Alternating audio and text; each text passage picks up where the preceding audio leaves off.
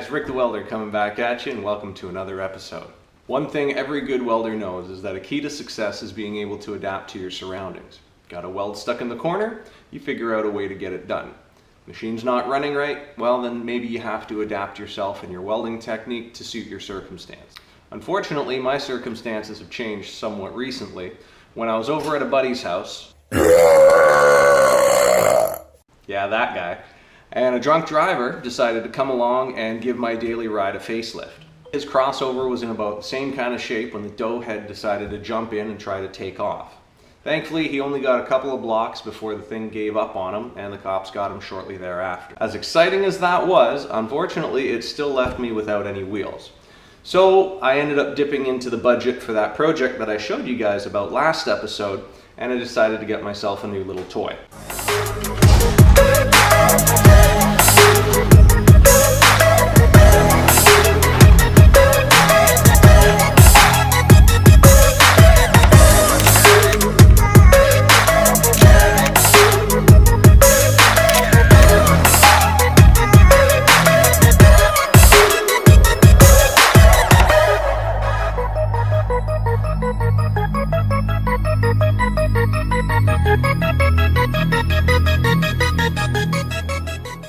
Alright guys, I would like to introduce you to Vicky. Vicky is a 2017 Honda Civic SI with a 1.5 liter turbocharged engine, 6-speed transmission, and a limited slip differential. Now Vicky is my first brand new car, and although yes, I know it's not 2017 anymore, when I first got her she had about 60 kilometers on it, so that's new enough for me. Every single one of my other daily drivers has always been a new to me car, so I decided that to treat myself, and in all honesty, as good looking as she was, it was really hard to say no. Now, I'm not going to do a full review about all the features and this, that, and the other with this car, because in all honesty, there's tons of videos like that out on YouTube already. What I am going to do, though, is take you guys along while I add a couple little goodies to Vicky, just to make the daily driving experience a little bit more fun. So, stay tuned guys, it's time to dust off the old metric socket set, because Rick's Garage is going Japanese. Well, actually the car is made in Ontario, but you get the idea.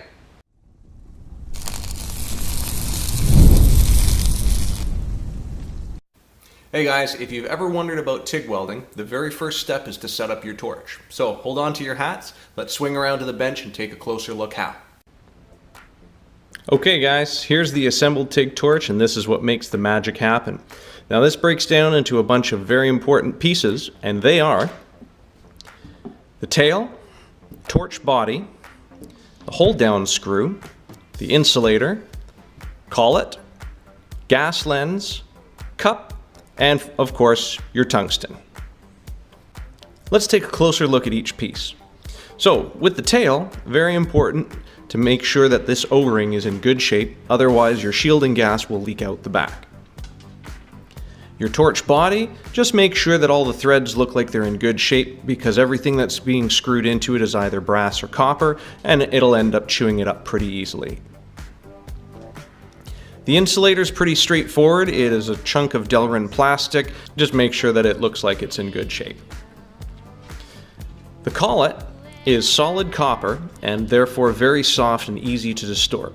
Main thing that ends up going wrong with these is if they get over tightened, this little slot here becomes twisted. As soon as you see that happen, get rid of it. It has to be nice and straight in order for it to work correctly. Before you use a gas lens, double check that the screen is in good shape. Sometimes you can get some weld spatter on it, and as well that the threads are also in pretty good shape. As I mentioned, they're soft and it'll end up getting chewed up.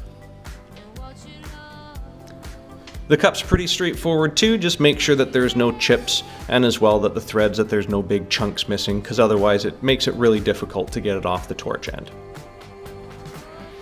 The hold down screw, same deal with the tail, make sure that this O-ring is in good shape. As you can see, this hole here allows the argon gas to come through the torch handle, up through the hold down screw, and into the body. To assemble your torch, start with the torch body and snap the insulator on the end.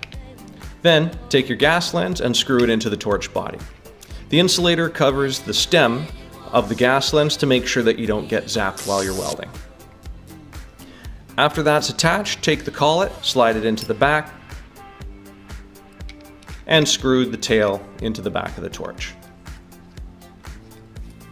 Also important, when you're assembling it, make sure that you cinch down the gas lens first. Otherwise, when you screw the tail in, it'll bottom out on the threads, so it can't push the collet forward and tighten against the tungsten.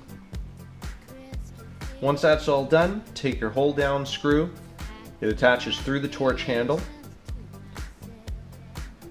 and finish it off with the cup.